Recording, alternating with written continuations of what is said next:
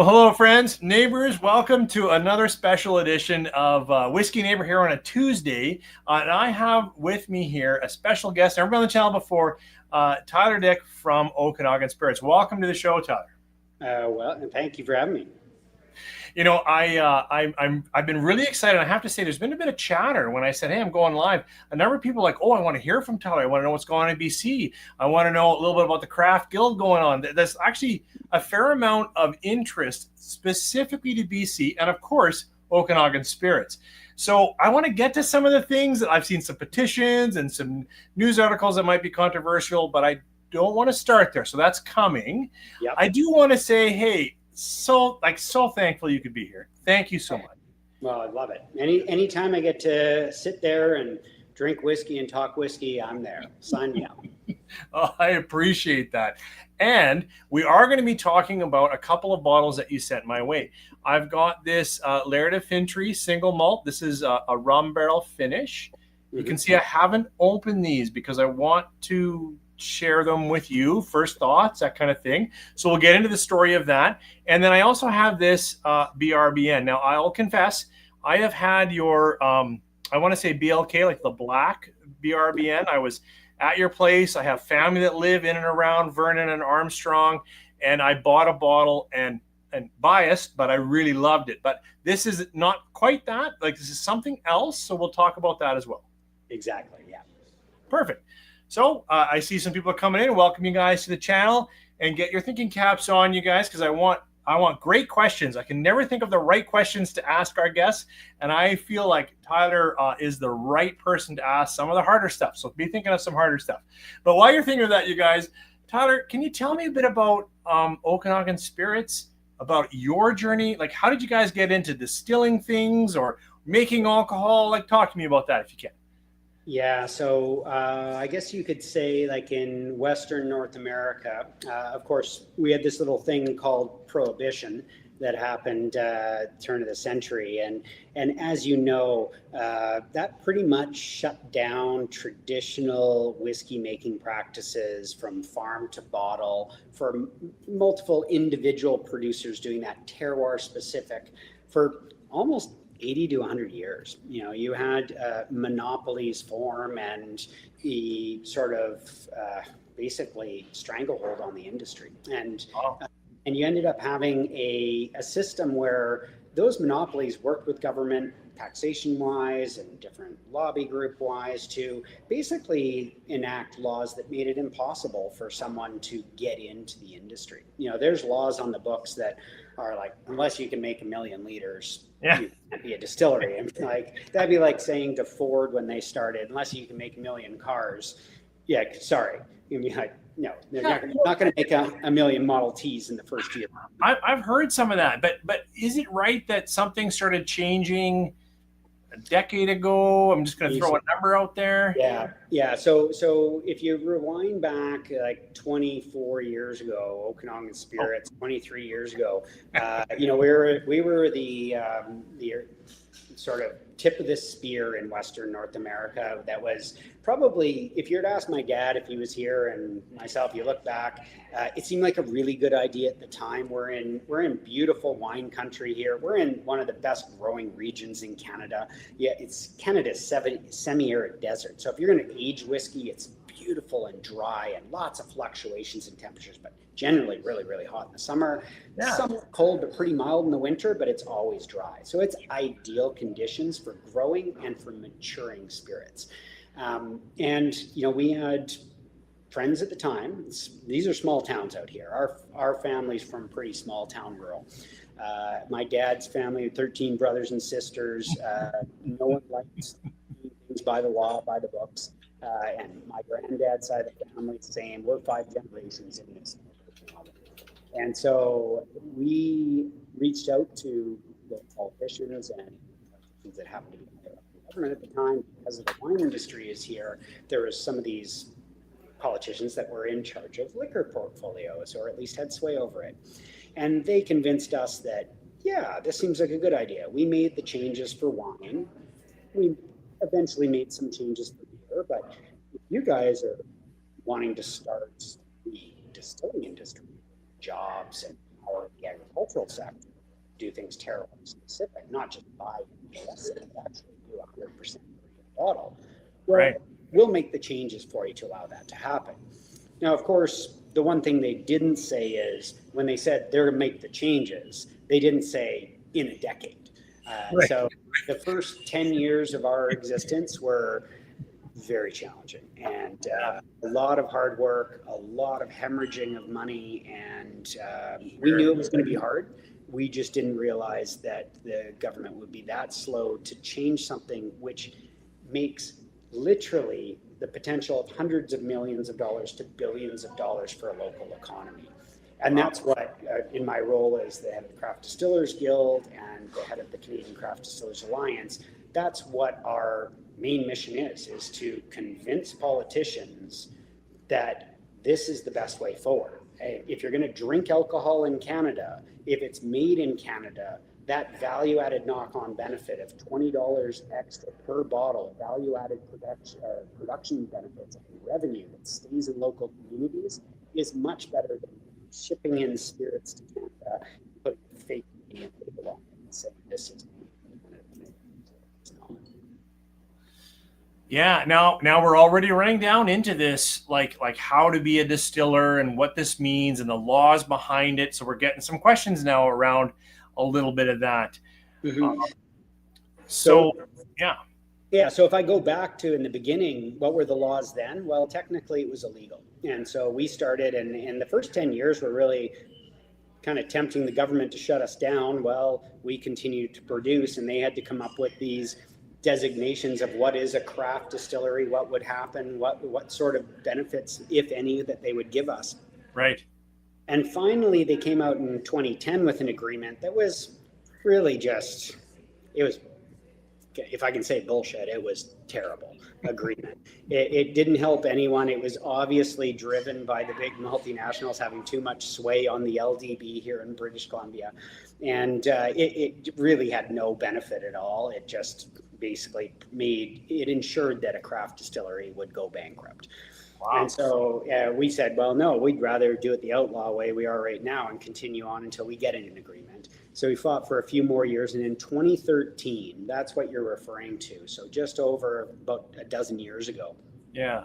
The first value-added benefits craft distillery agreement in North America was in British Columbia. Okay. And a government who finally said, yes, we will give you, if you make your product from 100% local agricultural inputs, you do it all yourself. So basically you're like VQA wine, terroir specific. If you're powering the economy, we will take a little bit less of it. We'll give you a little bit of benefit on the markup production. And that was where it all started. What they did do, unfortunately, though, is then they handed that to the LDB. And the LDB, the liquor distribution branch, so depending where you are, there's a liquor monopoly in every province. Those liquor monopolies looked at this and said, we don't want to give them what you're saying to give them. So they wrote an agreement that looked good on the surface, but they put a few clauses in there that said, yes, but you can only make up to 50,000 liters. And if you go one bottle over, we're going to penalize you $280,000. And then if you dare to grow another 10,000 bottles, we'll hit you with another 280,000. And if you keep doing it every 10,000, we're going to keep penalizing you. And so they had these stupid things put into it that basically ensured that a distilling industry could start. So all these frogs could jump into the pot. Yeah. But once the water started boiling, they realized that they've just put their whole life savings into this, and there's no way of going forward because 50,000 liters is only 66,000 bottles. And to get to 50,000 liters, your annual, your cost of production is going to be around $2.5 million. But if you can only sell 66,000 bottles, how are you paying for it? It just doesn't work. Yeah, and Tyler, if I can just say, like I've had a number of distillers across the country, Saskatchewan, Ontario, Alberta, BC. I had the good fortune of being at BC Distilled, meeting a lot of the small craft guys, and that's when I really first learned what that first layer, everything BC, grown here, just all that produced here can be a craft. But I will say, you're the first craft distillery, but I imagine, because I've been to your place, I haven't been down to Kelowna, but I've been to the Vernon many times. and you must be bumping against a lot of those artificial limits, which we've been there for 13 years. 13 yeah, years. like financially hurting you, your family, and the buy local economy. We're making it here, we can sell it here, we can hit the volumes to push it even across the province. I know we're kind of talking BC, but you're honestly, like, the people I talk to are so small, they haven't hit that yet. Yeah. And if you look at it, even when you put it in perspective, like you're talking to a bunch of our member distillers. There's 85 of our members in BC, and a lot of them are really mom and pop operations. Like, I'm not being derogative at all. Like, that is salt of the earth, and that's terroir specific. It's fantastic, and it's all of this differentiation of flavors and everything like that. But if you look at, like, for us, we're at that 66,000 bottle limit. We haven't been able to grow for 12, 13 years. We've given up market share. We used to sell all across Canada, because in the beginning we sold in every province. And then as we got closer to that limit, we had to pull back, because if we sell in another province, it counts against, even though we pay full markup there, it counts against our markup exempt benefits in the province here. So as you get closer to it, if you don't pull back out of Alberta, Saskatchewan, everywhere else, Quebec, on wherever, you're hooped. You're just shooting yourself in the foot.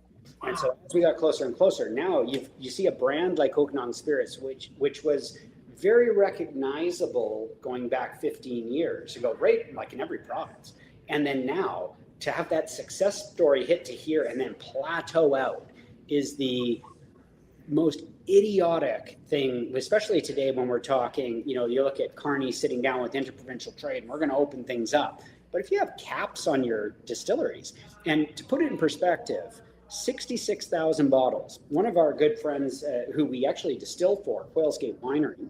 Yep. And so, long-standing winery, great success story compared to like a California winery. They're like this, right? They're tiny. But, for BC, they're one of the bigger guys. They're like a successful mid-size winery. A successful mid-size winery, they bottle 1.6 million bottles. Agriculturally made, 100% from local agriculture, so they're powering the economy. Now you take us, we are capped at 66,000 bottles. But to make 66,000 bottles, I have to make 6 times the amount of fermentable pre-distillate fermentation. So I have to make 6 bottles of wine for every bottle of gin, or every bottle of whiskey. So for every bottle, I power the economy. So does every other distillery in all of Canada. If they're making their own from field to bottle, they make 6 bottles of economic impact for every bottle they sell. That end bottle is the same as 6 bottles of wine to the local economy. Really? So we are juggernauts for powering the economy. Then you put it on the shelf, and of course, if it sells in Canada, because our businesses are Canadian, we're going to re-spend that money back in Canada. Now, you take the same thing when you saw some of the argument of me slamming the government for putting a Canadian sticker on Appleton Estates or Bacardi. I did, yeah. And Bacardi, I think, was bottling and some Sazerac stuff, right? Like they make it and they ship it here. And as long as it's poured into a bottle here, it's Canadian? What is that? I know, it's totally ridiculous. And the value added is nothing, because all of the production is done there. Like all the production is done in Puerto Rico for Bacardi. And then they ship it. But why do they ship it outside a bottle? Because it's cheaper to ship. Sure. You ship in big bladders, you ship it up to Quebec at 80%, and then you cut it down. Well, you've cut your shipping cost. You're not shipping the water, you're not shipping all the individual containing, like all that. Yeah. And then what you do is you go to this great government thing where you get free water from the Canadian government at municipal water, pretty much, and you put artesian chlorinated water into it, run it through your RO system, put it into a bottle, and then all liquor authorities, doesn't matter if you're at the LCBO or whatever, a Canadian flag sticker shows up on that bottle. It's the biggest bullshit story out there. It does not power Canadians' economy one little bit. All of that money also, all the profit then leaves. But it leaves, goes into the pockets of these billionaires south of the border. And of course, Puerto Rico's US, so we're not supposed to be selling it anyways. Then what do they do with that money? they come back up to all the licensees, every bar and restaurant that I want to sell, and this was a good example, a rum barrel finished whiskey. Yeah. Bacardi comes back and they send their salespeople and they say, we'll give you this benefit. This is what they're using that money for. And we're gonna give you this value-added incentive and inducement, which is illegal, if you only carry our products. Get rid of spirits, get rid of, Sons of Vancouver, get rid of Circa. Then they can lock you out of that whole market, which, like I'm a tiny guy buying a little bits of whiskey here and there, and lots of people on here are passionate whiskey people, and I know we're going to speak to them, we're going to talk about this whiskey, but I know the economics, like you need to be in restaurants, you need to be in bars, you need to be where it's being served, as I understand it anyways. Well, you do. It's kind of two-part. You need to be where it's being served and enjoyed, because that's experience. And if you look at it, alcohol's as much about the experience and how it makes you feel and what you want to be. That sort of vision of who you are and those friends around you and that experience around you is huge. Yeah. It's as important as the quality of the liquid inside the bottle. But hey, Tyler, you were speaking in stuff that I don't know. So I just listening to you talk about that scale and the market, international, local, the barriers, the extra taxes. Mm-hmm. Now you're going into where I play around a little bit. And I will say there's bottles of whiskeys that I have enjoyed so much. But part of that are the people I'm with. Part of that is that evening that we spent together. And then I go back and I buy another one because I want to remember that experience. And if I'm doing any kind of critical review, I've got to try to get my head out of it, because I'm like, I'm loving this whiskey, but am I loving this whiskey, or am I loving all those things around it? But I think it's important to do both. I think it is too. And, I'm as far as I'm blessed with this ability, being the head of the Canadian Association and the BC. I literally travel the world, visit, other associations in their heads, and visit their top distilleries in countries all over the world. It's terrible. I have to go and do all these things. But the best part about it is get to visit all these great places and sit down with the actual creators and hear their stories. And I get to come home with bottle X and bottle Y and this. And so my collection, if you ask my wife, she'd be like, your collection is ridiculous. You've got like 5,000 bottles. It's just nuts. But none of them are ones that I buy. And I don't buy it. Literally, I don't buy whiskey unless it has a story attached to it. Unless I've had the experience, then I will reach out and be like, you know what? This is the whiskey what I want. Because on my shelf, it's not that I'm a raging alcoholic. I'm a distiller, so that's de facto. I'm going to be drinking too much alcohol. But at the end of the day, these bottles, and I'm going to turn it here, not to do shameless marketing, but all those bottles that are from other people's distilleries are a memory for me. They are my pitch, my way of taking a photograph and that video clip. And so when I sit down with my friends and they're like, well, what is that Adler one like? What is that really weird German one like? Let me tell you about it. Or, this great distillery that's in Bourgogne, and you go down into the cellar, and he was a resistance fighter during World War II. Those are the stories. That's the meaning behind it. It's the hardest reason. I agree, Tyler. It's the hardest reason why some bottles I have a hard time finishing, because I feel like I won't be able to remember the memory, right? Mm-hmm. I sit here, and I know they're oxidized. We can talk about that and whatever else, but I like to hold on to them. And even in the bottle, because I see it, I remember it, and it's a great experience. What a capture! Yeah, and I think that's at the end of my, what I hope will be my legacy on the Canadian craft spirits thing, because it's been a 20-year battle with governments to try to bring back legitimacy, terroir specificity, and you'll hear me again and again and again when I talk to our 377 craft distillers across Canada. Like, don't copy someone's story. It's your story to tell, your land, your environment around you. Even if you don't own the land, you are part of the community. And that area where you live, if you can get local farmers to grow your grains, you can get this and whatever. Does it make economic sense? Probably not. But you're never going to compete with the big guys anyways. Yeah. What you can compete with is legitimacy, authenticity, be unapologetically you.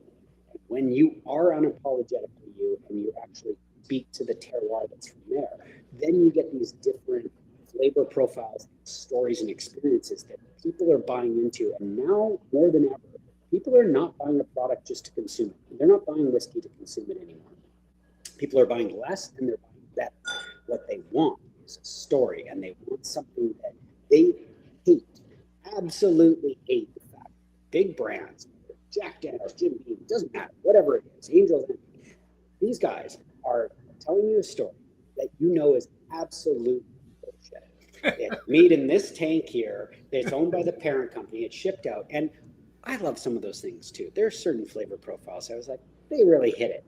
But those are test tube whiskeys. Those are not terroir specific presentations. They have a historical relevance. And if you went back to what that history of that distillery was before that company bought the DSP because they were bankrupt, well, the original thing was awesome. But if you can get back to it, and the beauty of it is we've got 377 distilleries right now that are doing that in Canada. Yeah. 2,800 in the US. Around the world, it's estimated that over 28,000 craft distilleries, that this is in the last 10 years, that have gone back to presenting what they can, their story. And that's where this is the biggest renaissance in spirits creation that we have ever seen in the world. And it is a chance for the privileged among us, those who have the ability to live in the first world and roll with our wallets, we can travel and have those taste experiences and not drink the same thing ever twice. That's the greatest thing, and that's fantastic. Amen. I agree. I just couldn't say it better. That's for sure. And I also love when you talked to, I think a little bit there about traveling too. Like I have been in your I want to call it tap room, but then I saw the whiskey experience. Maybe that's where you're sitting right now, actually. And I love being in there and talking to the people there and sampling some of this stuff. And I think, being on location and hearing about, that's this farm that grew that barley. I remember there was some story, I'm not going to get it right, but and whatnot around you. And that speaks to that terroir and that local. I love it. Look, I want to open one of these bottles. You better open one of the bottles, because whoever's listening to this some whiskey. So, put something in the glass. Yeah, but which one do you think I should open up first? Let's go with the BRBN. Let's go with the BRBN. Yeah, no, the BRBN. So that's the bourbon style whiskey. So, and while you're opening it, I'll tell your listeners a little bit of story about it. Yeah. So, BRBN, bourbon style whiskey, is Canada's original bourbon style whiskey. If you look at it, grain corn grows a little bit in the south of Ontario, quite a bit, but I'm saying a little bit compared to on the world stage. So there is some growing that goes on there. In British Columbia, we have a lot of sweet corn and we got feed corn, but we don't have grain corn, not traditionally. So the BRBN. I'm having a hard time with your bottle here, sir. Yeah, that was so our cork supplier did. They're like one shade too firm, and they denied they changed it, but instead of twisting it, just tilt it. I got it. So so we worked for, after we started with single malt. It's honestly, single malt's the easiest to make of the whiskeys, rye's the hardest, and bourbon turned out to be, and probably still, if you factor in 4 years of crop losses in trying to find the right northern varietal green corn that we could grow in the Okanagan. In fact, to that, it's probably our most expensive whiskey we've ever made. Still, even though we've been making it for 15 years now. But the bourbon style whiskey, the BRBN, that we gave a hat tip to that. I wanted to name it something that people could recognize as bourbon without disrespecting the neighbor south of the border and calling it bourbon. And so I figured that if you look at BRB and you take out the vowels there, if someone drinks enough, they're going to slur that together and say bourbon. Even though it's bourbon, you see it on the shelf, people are like, "Oh, it's a bourbon." I get it. Yeah. And then if you look at whenever we talk about it, we talk about bourbon style whiskey.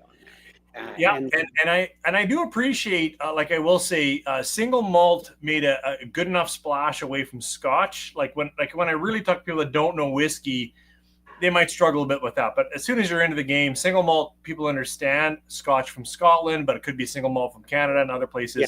But bourbon, of course, to be an actual bourbon, it has to be made in the U.S., and I respect that. Yeah. And I appreciate that you've done BRBN. I've struggled with how to call a good, I call it like a corn mash or a corn-based whiskey. The challenge is none of that sounds like it's going to sell. Like corn mash, what's that? Like it's like and people are like, oh, really? Am I a pig? Do I need to have my feed here? No, but actually, if you look at it, we worked a lot. Being the head of the industry, I worked with CFIA on labeling and on also with excise and stuff. And it was a lot of like senior government sort of things being like, what works and what doesn't? Where's the line that you don't want to cross? Yeah. And if you put a hyphen in there, and that's why if you look at our marketing and our bottle, it always says bourbon-style on there. But if it's bourbon style whiskey, and a lot of time we don't even say it, like on the front of the bottle, it's just BRBN on there. But if you look on our website and you look on our cards that go with the bottle, it will say bourbon-style. By putting a hyphen in, it's like. You're saying it's like bourbon. It's, which is as close as you can say to it's bourbon on there. And gives the respect to the area that it's from. Bourbon is one of those beautiful creations. And if you look at the history of bourbon, it's just fantastic. You'll have to have me on for when we do one of the whiskey hunter, Esperanza del Oro, or actually the Nectar of the Gods one. Nectar of the Gods was one that we created, which the whiskey tells the story of the creation of bourbon. Wow. And we'll get to that in another episode. Okay. But bourbon, BRBN, is the genesis. It is the start of bourbon style whiskey in Canada. We took 4 years of crop losses to even be able to get it to the point where, because it matures late and it's got to be field dried. And so it took a lot of planning and patience. We have 36 farm families that grow for us. Yeah. And it took a lot of their expertise and trying to figure out how can we get this mash bill to work. Well, 54% grain corn from our fields, 46% malted barley from those fields. And of course, we do field swaps to try to be good stewards of the land there. Okay. On the nose, you're going to get the honeycomb notes. Well, I don't want to tell you what you're going to get. I can tell you. If anyone tells you what you should be smelling or how to drink whiskey, tell them to fuck off. Yeah. That's the only response. Yeah. Exactly. But, on here, for me, as the creator of this at our distillery, for me, I always get honeycomb from the northern varietal grain corn that we use. There's no sweetness there, actually, because it's been exhausted in the ferment, but it gives your brain the idea that it's going to be sweet. And it's like, oh, that's pretty lovely.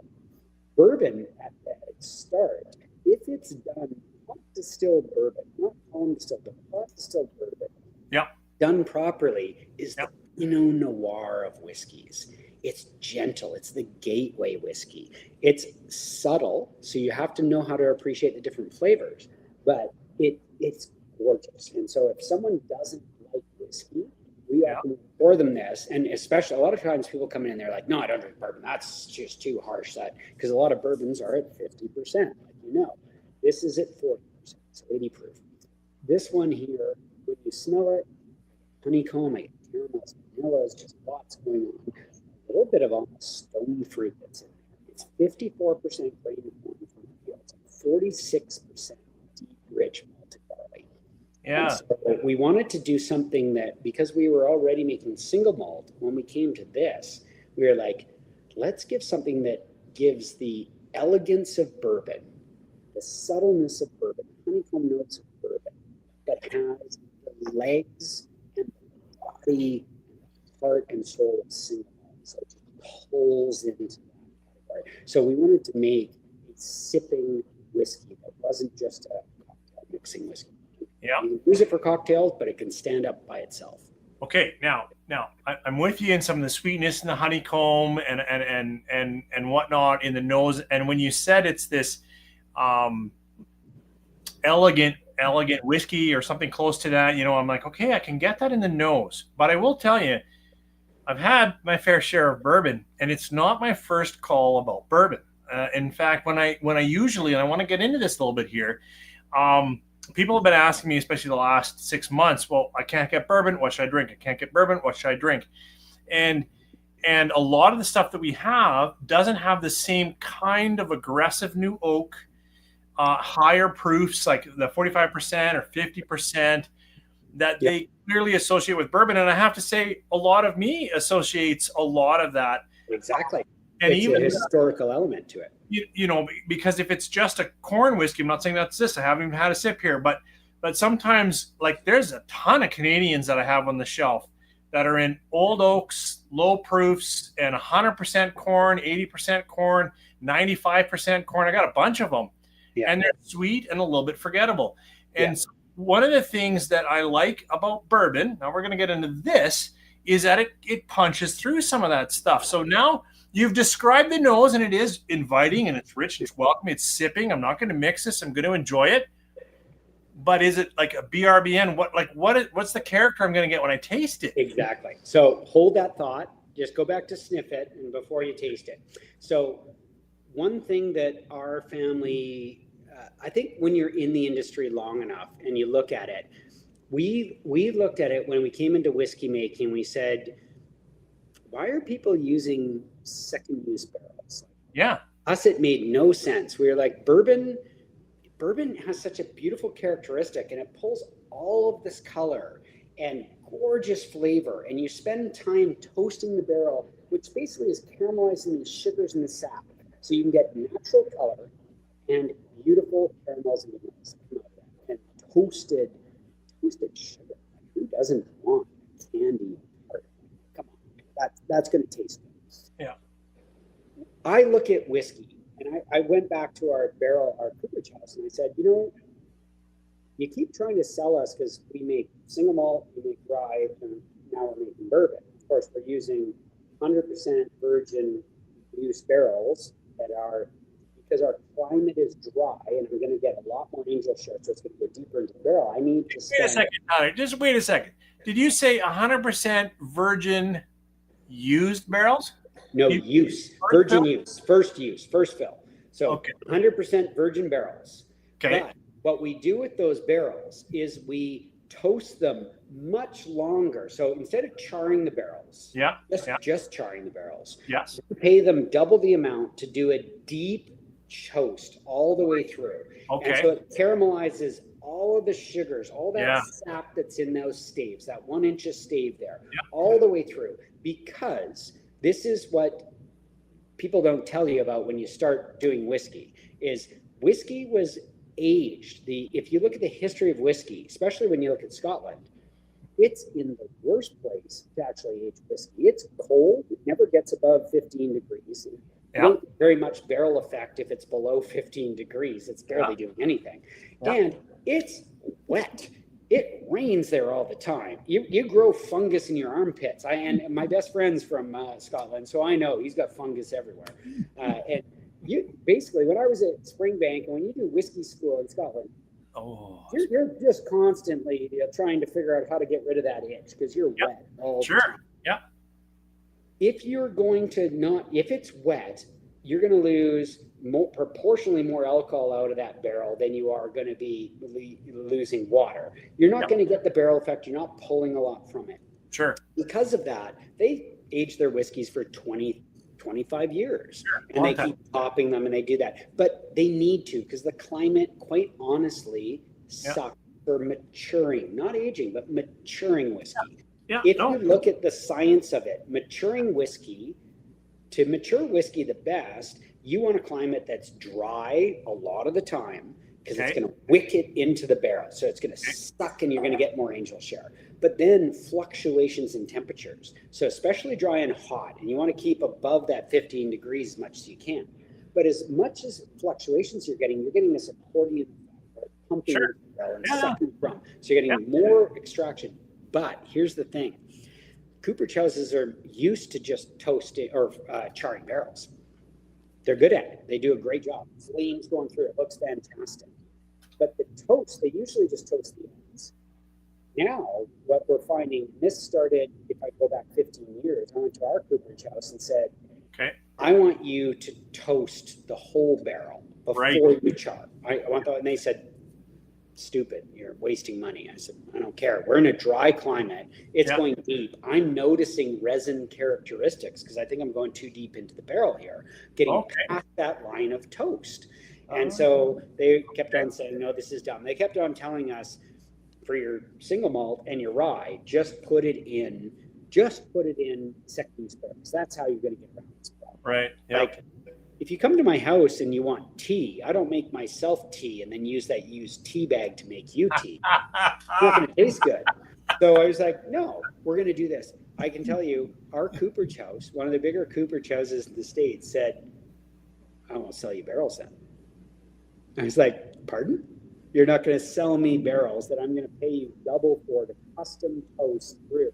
Wow. So, well, we're worried that and the guy was good. He's like, you're the head of the industry for Canada. If you fuck up, it's going to look bad and your guys aren't going to buy our barrels on it. Yeah, for sure. Yeah, okay. So I just said, okay, well, I lied to him. I said, well, we're upping our bourbon production by 3 times. So send me 3 times the amount I want 300 barrels this year instead of 100 barrels. And he was like, and I want them custom toasted this way. And he's like, are you going to put your single malt rye in them? And I said, not after you told me I shouldn't do it.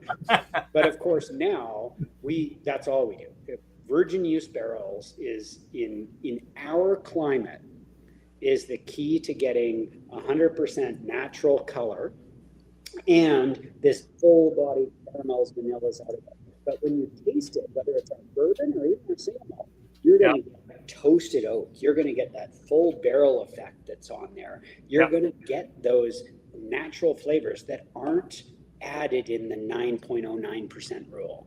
For terroir specificity, I tell people it's unapologetically Canadian.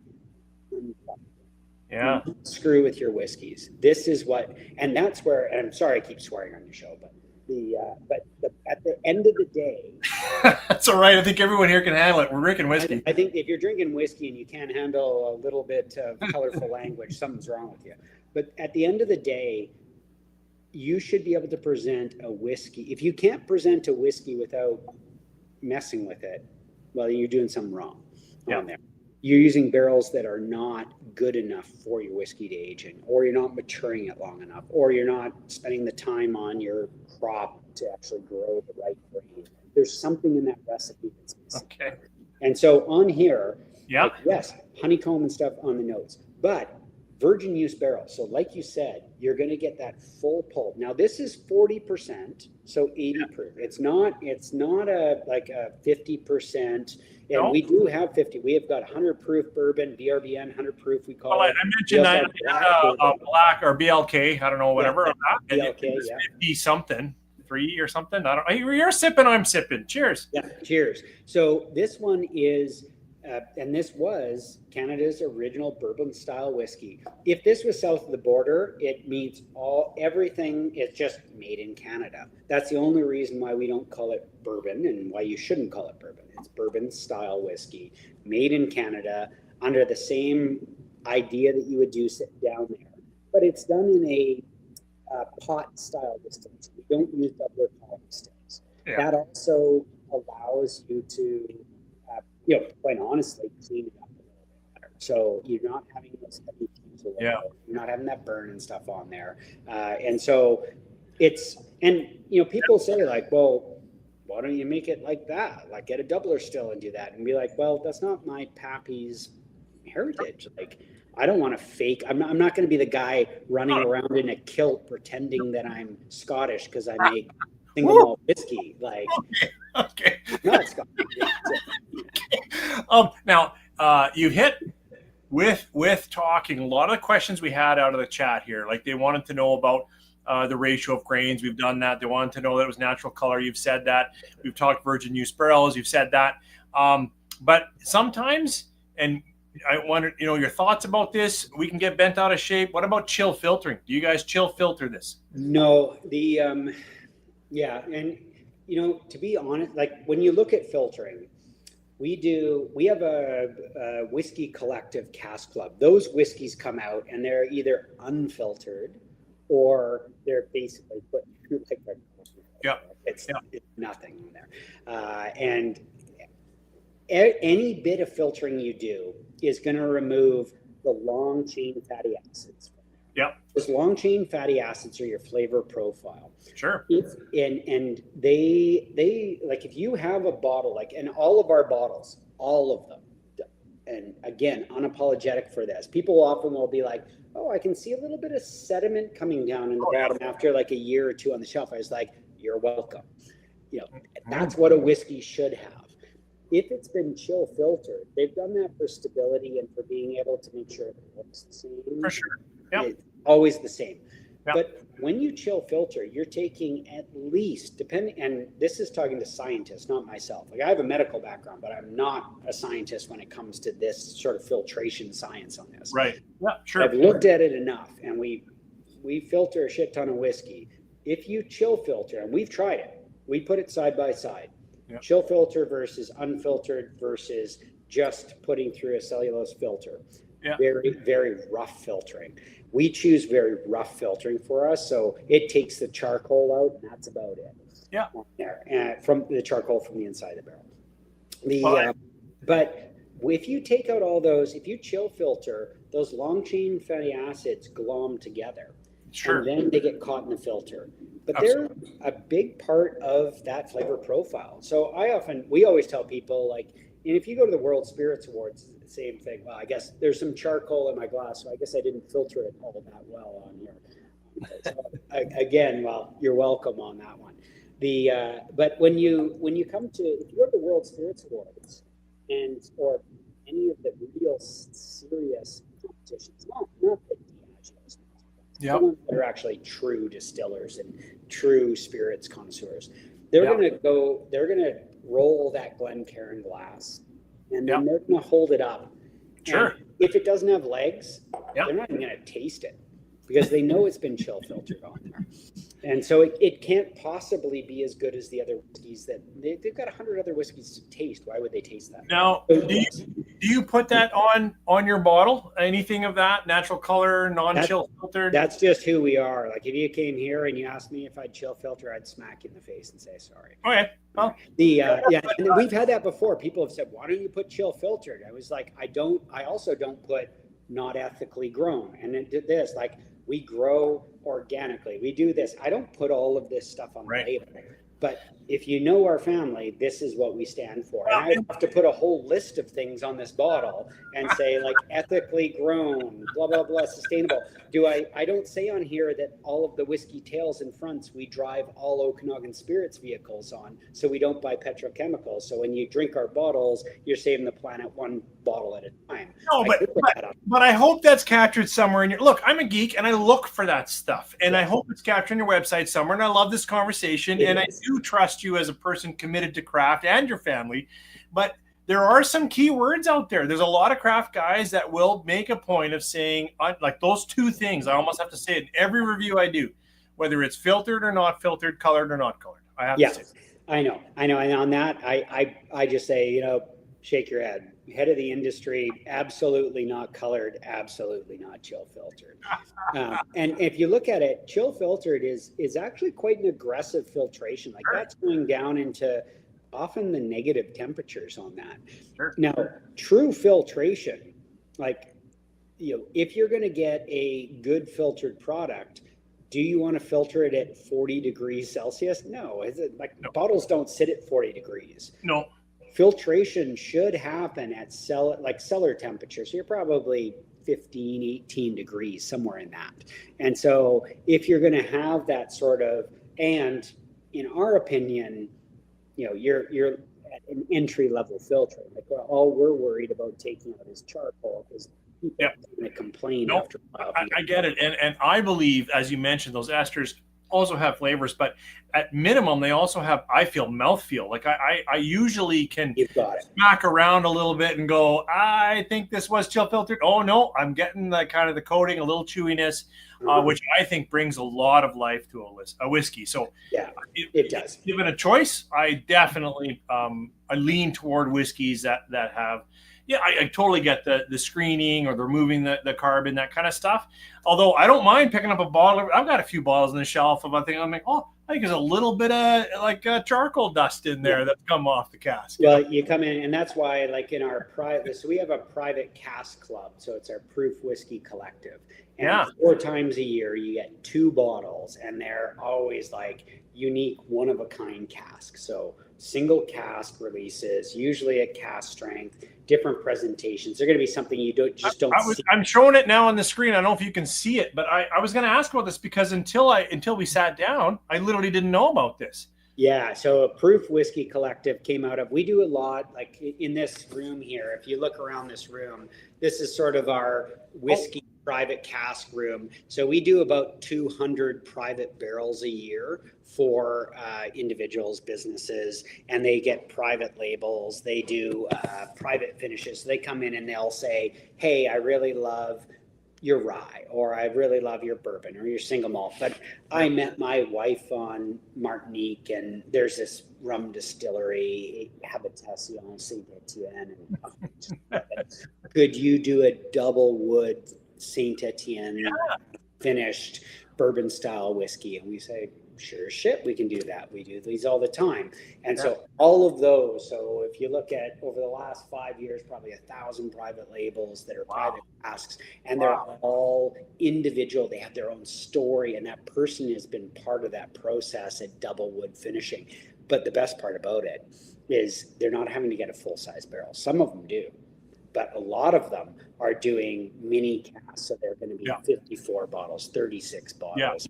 And so it's for their fishing cabin and those sort of things. But the Proof Whiskey Collective grew out of that because a lot of those members were saying, well, I'm doing this once or twice a year. I love it, but I want inspiration. And so they sign up to the Proof Whiskey Collective and they get 2 bottles of a custom cask finish whiskey. It might be a Poir Williams cask finished single malt whiskey at 54% that is unfiltered. We did hear from our own Poir Williams cask. Then double wood finished, and then county processed, charred, reverse charred back into the filtration system, and they end up getting this bottle that's a one of a kind. They get 4 of these a year, so 4 independent. I know. I'm looking at your site. I was just showing it off. I never knew about it. It looks phenomenal. It's a fun thing. It's for whiskey geeks, and it's for people that like experimentation, and they want to have 8 bottles a year of 4 different one-of-a-kind whiskeys that no one else, like if you come to our distillery, if you came and said, I want that Proof bottle, you can't buy it. You have to be in the club. That's the only way of getting it. And it's kind of fun that way too. Exclusive. Okay. Exclusive, but fun. Not snobby exclusive. It's just saying, like, if you like whiskey, why wouldn't you be in a club that makes your own private cask 4 times a year for you? Yeah. I agree. After this tonight, I'm going to go talk to the Hun and say, hey, you know what? I need to be in this club. So on here, you've got the BRBN. So that's that one there has been twice the World Spirits Awards. I think gold, so top of the podium. But you know what? Awards, and here's another thing, is awards and all of that stuff really doesn't matter. It comes down to, as we were talking before, experience. Like, did you have a good experience? Did you come to the distillery? Was the host good to you? Did it smell good? Did it look authentic? And then where were you at that time? What kind of friends were you with around the time you were drinking? That's what it's about. Totally agree. Now, for me, just real quick, just first thoughts, just cracked it with you. I have had the one that I think went back into maybe a recharred or I can't remember, that BLK one that was a little higher. I felt it had a little more chard in this. When you talk about, I can't remember what the words you used, whether you said it was eloquent or delicate or whatever. It's not quite that, but it is inviting and balanced, but it's sweet. Like, I'm really getting a lot of, like sweet caramels and sweet, like buttered things and chewy things and toasted marshmallow kind of stuff. Like, I just want to say this one for me is a sweet one. It's nice. Not artificial sugar. Don't get me wrong. No. It's actually, it's a total trick on your mind. Like, all of the flavors that come out of that, because all of the sugars are exhausted in fermentation. There's no carry through sugar there. So there's no sugar. The only potential sugar, if you are, is from toasting that cask. So Right. of course, pitch. How do we get syrup? Yeah. Sap, right? So when you toast sap in these barrels, in these oak Right. staves, you're caramelizing sugars, and when that pulls back into that, you're going to get some of that note. So it does sweeten it, takes the harshness out of that whiskey that's going to be there. But it does, like for me, the bourbon style whiskey, and it's for sure one of our most popular whiskey selections, but it's the gateway whiskey. It's so easy. Like you sit there and you're like, I can sip this nonstop. And it's almost, you're like, wow, I almost smell an orchard in the glass, caramels, vanillas. Like you said, I'm at a campfire. You've got that perfectly roasted marshmallow that you pulled the top off of, but it's not burnt, but just caramelized.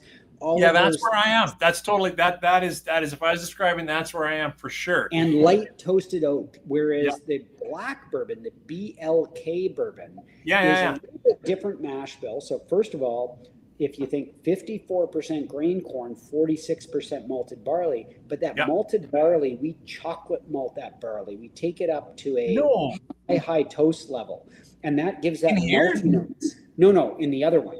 Oh, because I'm like, I am not. I don't always can pick it out, but I've had a fair share of. Anyways, keep going. Yeah.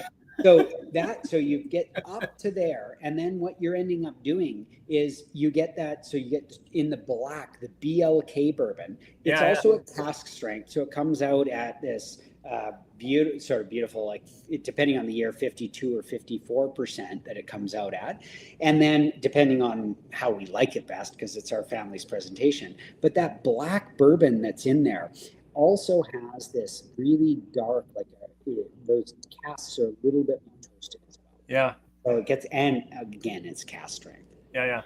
No, it's awesome. Now, hang on. Like that. I was not getting chocolate malt on this. Just so you know. No. The other one, and someone was asking what gives that sort of sweet taste. Hey, I've got a couple of questions here, real quick before we go ahead. Fire away. There was Claude here said he picked up, or he just got shipped to him a BLK bourbon, and he wants to know like what might be the source for him. He's getting some mesquite taste in that. Would you know where that might be coming from? Yeah, it's hard to say. Everyone's taste profile is a little bit different. Like for me, I often get from the chocolate malt a real malty and chocolate nib sort of characteristic on there. When you deep roast a barley, of course, like if you look at when we're making alcohol, we take our grains. If you malt them lightly, that's like a pilsner. So light malt, then pale ale, marzen, stepping up and up and up. Yep. All the way to porter. Porter and stouts is what we often in distilling call chocolate malt. So it's basically toasting the shit out of your grains. You lose the volume of alcohol. So if I use a ton of that grain, I might only get half a barrel or a quarter barrel instead of a full barrel, but you get this gorgeous note that comes out. And when you toast those grains, you get some of these smokier characteristics. So if he's getting mesquite or any of these smoky barbecue aspects, it's probably from that toasting of the grain. Yeah, and that's what Tyler from CY Whiskey Wire said as well. Like he said, you know what, it's probably as you described. I have to say I'm a sucker for chocolate malt. I love Signet. I love Lowell McKinnon has one. There's a local by me that did a one-off with some chocolate. I don't know what it is. There's something about that just sings my tune. Yeah. So I want to get into the single malt, but before I do, another question that came up was water source. Yeah. So we've got a few artesian wells on the properties, and so and it depends on where. There's always, so this brings up a bigger discussion of art and history and what you want to express versus chemistry and science. Okay.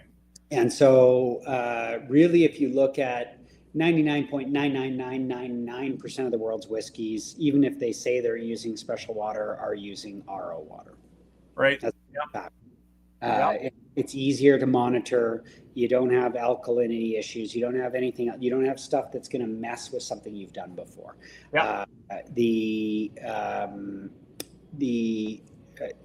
And quite like people ask me, like our distillers ask, like, what's better, artesian well water or this? Artesian well water is much harder to work with. It is a pain in the ass, and it is. And Why is that? Well, alkalinity can change. The okay. wells can be flooded depending on time of year. So if you've got one well, there's no way you can run a distillery off of one well. Right. It changes alkalinity all the time, and sometimes it might run dry. And then sometimes you pull stuff from it, you pull water from it, you put it with your whiskey, and it clouds it out. And you're like, what the hell happened? What did you just do to your whiskey? So there's these chemical combinations that happen with different balances within that water and higher iron levels or this or that. So there's things that can add nuance to it, but there's things that can often wreck it as well. Sure. Yeah. And so it's an age-old sort of thing of like, how do you work with that? I would say if you're a distiller and you want to use artesian well water, you better have 4 to 5 different wells in different areas, because you can never know what's flooding and what's not, and you don't know when you're going to be cutting your whiskey. And you got to be probably constantly testing it, making sure before you do anything like that. Yeah, exactly. So I want to talk about, and can you share a little bit about why Laird of Fintry? Like, there are people on here that know you well. I can tell by their questions, and there are people that are just saying hello to Okanagan Spirits. So why Laird of Fintry for your single malt? And then we'll get into this specific. Yeah, so Laird of Fintry is like Western North America's original single malt whiskey, like farm to bottle single malt. Laird of Fintry. So the Laird of Fintry is an actual mark, that label that you see in front of you, without the Okanagan Spirits. So imagine it didn't have that. Imagine it had the king at the time, the king's crest, going back to 1924. Actually, I'll show you the original bottle. We have one of the 1924 bottles. No way. Caskings of this. Nice. So if I come into here, we're walking with you. The center bottle. Okay. Wow. So that's a Laird of Fintry that was gifted to the family from Fintry Estate. The Laird of Fintry is Captain Dunwaters. And he was Scottish gentry, moved to this area to create a hunting lodge here, turn of the century. Had his own whiskey made for him. It's from Fiddick. He was from, as I said, Fintry, Scotland. He named this massive, we're talking thousands of acres of hunting and farming land just across the lake from where we are. And he would host these big parties. He had cattle, he had farming, he had hunting lodges. He had his own whiskey made in Scotland, shipped, called the Laird of Fintry, because he was the Lord of Fintry. The original bottle of that, so that the original house, it was a cellar, so a few bottles survived. The caretaker's son put them in a safe, and then when the property went into a historical site, and that fellow died, his grandson came to the distillery, because we had started Okanagan Spirits over to the early 2000. We started Okanagan Spirits, started making whiskey. We were looking for something that had a historical touch of whiskey in the area. And we kept coming along this nobleman that was like something, like our family was here at the time and nobody had seen it. We're talking, we have pictures of my great granddad and his dad here, and they're literally, they lived for the first 4 years in a tent, like a teepee tent that was in, we're talking Wild West. This guy comes in and he builds a mansion and hunting lodges and all of these sort of things, and has his own whiskey, but is actually really nice. Starts inviting the public to come out. Has his own paddle wheeler that comes and has a paddle wheel dock to pick up, because he's growing agriculture. He's gentrifying. And through his class and style, and so his caretaker called him the Laird of Fintry. That's where the label came from. So we went out to the Historical Society and said, we've heard that there are some bottles left, and they only had the broken bottle. And said, why don't we come up with a thing? Would you allow us to use the label for Western North America's, the Renaissance of craft distilling, farm to bottle? We're to bring you back, but we want to link it to the story. Would you allow us to use the label if proceeds from every bottle sale from the store Okay. Keep it running. And they were like, this sounds fantastic. Yeah. Heaven. So that's where the Laird of Fintry started, and it's grown. And the first release, and actually the white label Laird, like that bottle out there, so it's the same look and shape of that. Yeah. That one now every year in the fall. So if you're on our mailing list and you're in our Laird lottery, you get a chance to potentially have a chance to win the right to buy a bottle. So it's kind of a funny lottery. You get the right to buy it. So last year there was 36,000 people in the lottery for 5,000 bottles of Laird. Right. And so it sells out instantly every single year. And people, if they get a chance to buy a bottle, they can have whiskey glory. They have one of the original Laird bottles right there on the site. If you don't win, the last bottle of Laird last year, we give away 50 bottles to charity auctions. Oh, right on. Last year, the top charity auction was $10,000 for one bottle. It's 3 times been gold at the World Spirits Awards for in the single malt category. But it's kind of one of these great things that is a lovely story that funds great causes. So 50 causes get 10,000 or 8,000 bottles. We just donate the bottles, so they get to raise money. Nice. Gets to, like we were talking about experience, right? So then when you get that bottle out and you open it for your friends, you can joke with them and say, yeah, it's $420 a dram and blah blah blah, but that story comes out and they can tell about this guy who used to have this hunting matches and this and that. And it just is, that's the beauty of that. And so and that's where I think it really doesn't matter what the whiskey is. There is no real value. $24,000 bottle. Yeah. What it's worth to you? What is that memory? What is that? You're singing in the corner. This guy. So fast forward to, so we had the white label Laird. Okay. Then a few years on, I started to say, well, we want to come out with a series of different double, because the Laird of Fintry is a double wood fortified fauche cask finish, the one that I showed you. A Laird lottery bottle. So Quail's Gate, I brought up Quail's Gate before. Quail's Gate Winery. We fortify, we take some of their fauche every year, their fauche wine, distill it, give it back to them so they can make a port basically out of it. Port style wine. The deal is we get those barrels back, those 12 barrels a year back, and we double wood finish the Laird of Fintry in it for the white label Laird. That's the lottery one. The lottery.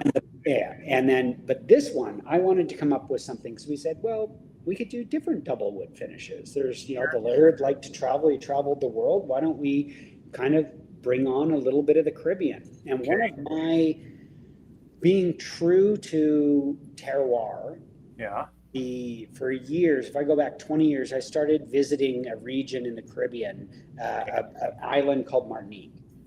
Martinique is part of France, but they make rum the way rum was intended to be made. Oh.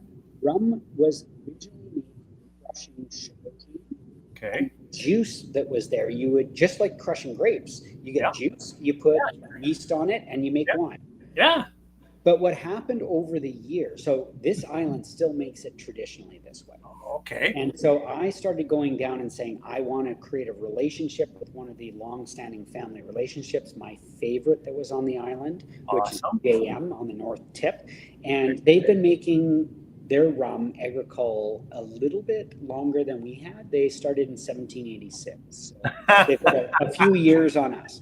A little bit longer. So I started every year going down and creating this relationship and practicing my French as a good Canadian. And my wife would make fun of me, and we would go and eventually we came to an agreement where we could if we got a boat down there, we could load 25 barrels of newly emptied family reserve casks from the rum line, and then we would bring them up, and then we would bring them back to the distillery. So they'd come to the southern U.S. and then go on a train and come up.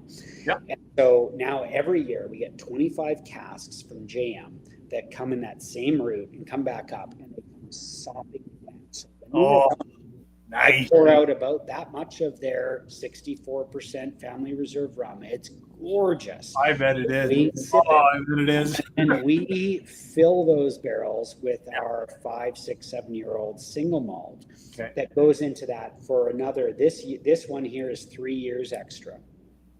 In that bottle, the one that you're tasting there, and so it depends. Like we're not big on age statements. We kind of are like, whiskey is the flavor when it's ready. That's okay, and I appreciate you mentioning that. I had a question a while ago. I was going to wait to feed it in there, and you have that. And just that, like, why don't you put age stamps on? If you want to comment on that. Well, part of it is that practicality. If you print labels and you've got extra labels around, it's like, oh, now I've got to put like a 2-year-old, a 3-year-old. I could print extra stickers and stuff like that. But at the end of the day, we want people to know that when we put whiskey in barrels, it's when we feel the whiskey is ready. Like our presentation. People can disagree. There's lots of whiskey distilleries out there, and you should go exploring. I do all the time. I don't drink my own whiskey all the time. I drink everyone else's. Sure. That's awesome. At the end of the day, this is when Dad and Melissa and myself feel it's ready to go into the nice. And so whether it's a 9-year-old like this guy or a 5-year-old or whichever, it just depends on the whiskey. So this guy, what this one would have been is in our virgin use casks with single malt, so only malted barley from the field.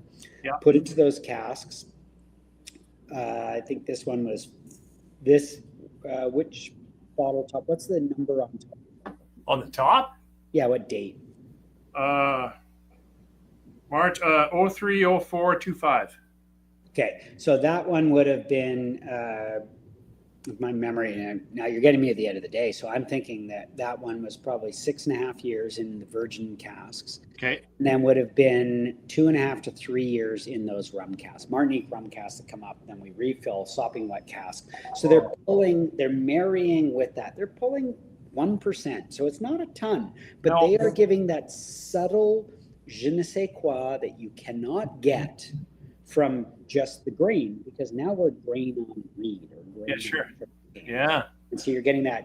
Now, of course, history lesson on rum. Well, all those rum nations, the Dutch and the French, the Brits, and we have all these beautiful islands that grow sugarcane, but people are wanting to spend as much for sugar as they are for rum. And rum's really a ton of that. So why don't we get a refinery? We can make sugar, sell that, and then we have a byproduct that's molasses. And if we just make rum from molasses, it's not as good as the original stuff, but people are dumb. It's the 1700s, and plus we enslaved most of the world. Why don't we just tell them this is the new rum? This is the rum. And that's how that evolved. So really 99% of the world's rum is from molasses now, but it's a pale companion to what the original rum. Rum agricole, like if your listeners are on here, agricole, go to Martinique, go to Guadeloupe. There's a few islands left that do a beautiful job of it. It's not going to be like the rums you're used to. It's going to be like a cognac of rums, like it's delicate, it's balanced, it's I would even say a little bit hard to love at first. And if you go to the actual distillers, they put the most pride on the white spirit, not the aged spirit. So it's the unaged. And actually, it's after working with them over the last 15 years, now when I come back, I'm like, you've got it all wrong here in North America. Our whiskey, we should be championing white dog. And we always joke about it like moonshine, do shots, do this. But if you can make elegant white dog, absolutely, you have a chance to make a beautiful aged whiskey. But the majority of the white dog on the market is gobshite. It's not, because we don't care about it. We just mass produce this stuff. With this renaissance going back, people are making elegant white dog, and we should be having these beautiful drinks of white dogs, like the tea punch in Martinique. We should have these ones. Like here, we do a cocktail. We do crushed lime, we do maple syrup. So 1 part crushed lime, 1 part maple syrup, barrel aged in our bourbon casks, and it comes from my friend's Sugar Shack in Quebec. And then we do 2 parts White Dog. It is the most beautiful, weedy summertime drink, and it should be what whiskey lovers love. Interesting. The grain and the cereal. Yeah. Well, and I have had the good fortune of working in the back with some distillers and tasting it when it's coming off, because I was trying to learn the heads, tails, heart, what that's going to taste like, and certainly because I've now been in a half dozen at least, there's a unique taste to this spirit they're creating, and I could tell almost a house style already. I'm like, oh, I think I've had echoes of that through even after your aging. And that's when I thought that was really good distillate. Like I thought that was good on the tongue. You know, yeah, we spit it out, but like I mean, that it really had a good moment for it. And I see getting into that now. The fellow just dropped in and said his agricola rum was a little bit more composted vegetables or what. He didn't really like the taste, but it was different. Yeah, no, and it can be. It depends on where it's from. Like I'm not saying that all agricola rums are great, because they're not. And just like, you know, we've got 200 wineries in the Okanagan Valley. Are they all great? No. You know. Okay, I didn't mean to take you down that path at all. Yeah, but it is true. Like you can have good agricola and bad agricola. Yeah, and that makes sense. Now but this is a very different character. I have to say, I'm also evoking lots of almost darker fruit notes. Not dark like leathered sherried sweet, but there's something more to it that I'm getting that I expected to get more sugars. Like rum finishes for me are hit and miss. Now you've got a very special rum cask here, so I got to think about that.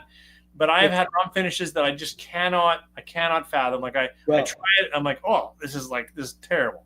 People ask us to do rum finishes. I was like, absolutely not. I'm not using that rum. It's like, if you ask me to do a Captain Morgan's rum finish, I'll tell you to go jump. I'm not going to wreck my whiskey with rum finish. But if you look at it, the world is used to, like it or not, Canadian whiskey has been crafted. Canadian whiskey history has been crafted in a way to fit a flavor profile, to give you what you want. It's just like the McDonald's or the Coca-Cola product. They know, they do taste panels, and they're like, these guys like sweet and salty, so let's give them a shit. And so they do that. Rum is the exact same thing. They're like, wait a minute, we just make it sweeter. We put more molasses. We add flavors afterwards, and people buy more of it. We add spice. They love it. It's great. Is it actually a rum? No, it's total shit. But when you come back to like a true distilled spirit, rum agricole is what rum actually should be. If I want to say it, they'd be just doing rum the way that the world does rum now from molasses is just a byproduct rum. And it's not that it's bad. If it's done right, it's pretty good. It's pretty, and if it's totally unbastardized, I like it even more. It's going to be fantastic. Yeah. But go back to actually see what the plant and the earth gives before hyper processing something is quite unique. And that's where I love, like in our whiskeys, like bourbon versus BRBN versus our single malt. Yeah. Totally different notes. And at the base level, when you smell them at the single malt before the double wood finish and the BRBN, which doesn't have a double wood finish, they're not even the same malt. Right. The only thing different is the grain. And so it's got, and literally when you look at bourbon is 46% malted barley. Well, my one malt. But that's unique. That 46, just hang on. That's pretty unique to you guys. Like to run. 54%. 46% malted barley and 54% grain corn. Yeah. Unique in that it's kind of a. Well, most BRBN mash bills that I'm playing in are in that 70 corn. You know, you got a flavor in there of rye. Maybe it's wheated, and then you only got a little bit of the barley. I don't like 46% malted barley is a lot of barley. It's a lot, and it's the most expensive grain. So why would you do it? And mainly just because we're stupid and we like to spend money. But it does give body and it gives elegance, and we looked at it. And elegance, that's the word you've been using. And I would say, I don't want to sound it like sounding snobby or snooty, because it's about knowing your different grains too, because the grain that we grow in our fields here, Yeah. that variety of barley and that Yeah. variety of grain corn, I know what the combinations of those work with. I know that it tastes better at 54%, 46%, and not at 60-40 or not at 70-30. And that's been a lot of experimentation to find the best flavor profile for ours. But it doesn't mean that I'm right in that. And someone else might disagree with it. But it also means that if you grew my exact same corn in another field in the South Okanagan, maybe that balance is different. And that's the magic and the loveliness of whiskey. Absolutely. You can never recreate the same thing, and you never should be able to recreate. So this is a single malt. We've talked about the double casking. It's what, 42%? 42% double wood finished in those Martinique rum casks, stopping wet rum casks. So they become good friends. I think I've worn them down that they leave about 5 liters in the cask when they leave port, and by the time they get to our distillery, there's half a liter left in them. Oh, that's awesome. Then they haven't dried out. They're perfect. But I got to try a little bit. So cheers. Cheers.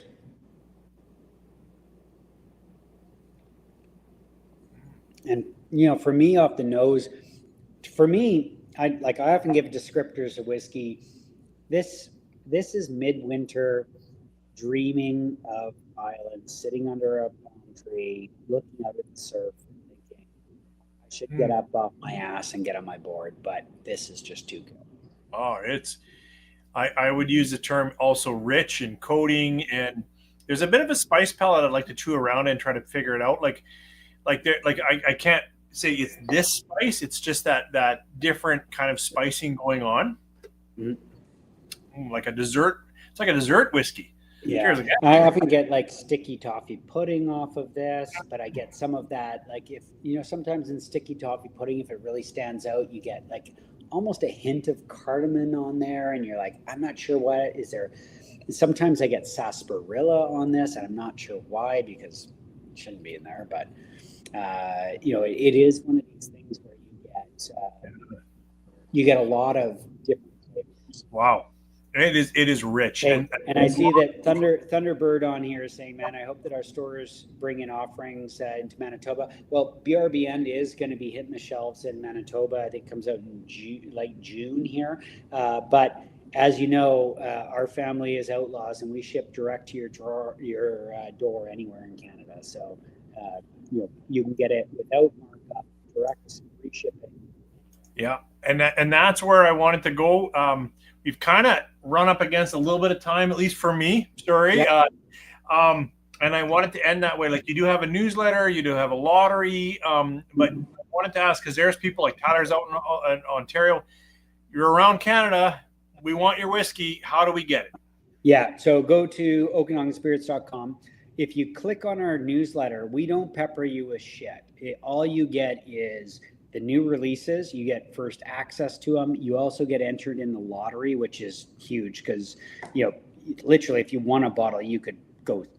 Don't go sell it for $10,000, but you could. But you get a chance to share that with your friends. But all of this stuff, all you get is the new releases on it. But you get free shipping to your door anywhere in Canada. Doesn't matter where you are in Canada.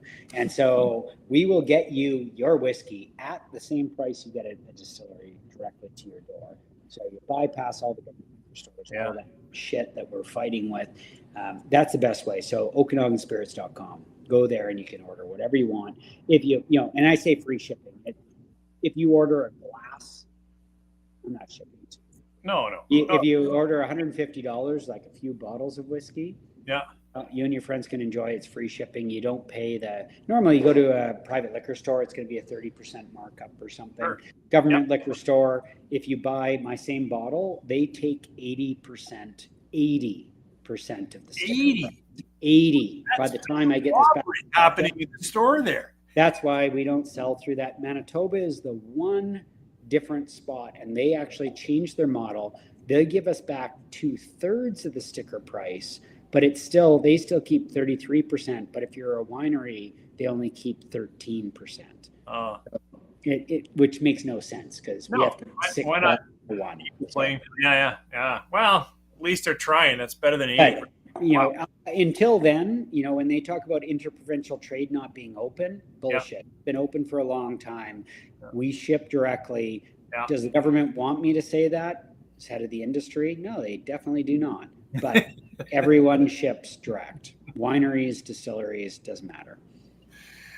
Well, Tyler, what an awesome night. And clearly we could have talked for another hour. Your depth of understanding in the industry and your passion for making whiskey and getting it into the hands and making memories with those that tune in is just phenomenal. I'm really thankful you could join us tonight. Well, I'm glad that you hosted there, and hopefully whoever's listening out there has fun and starts making some memories of themselves. But we'll make sure you get whiskey in hand so you can continue those memories. Awesome. Thanks again, you guys. Thanks for joining us online. You guys take care. Have a safe night. Cheers, you guys.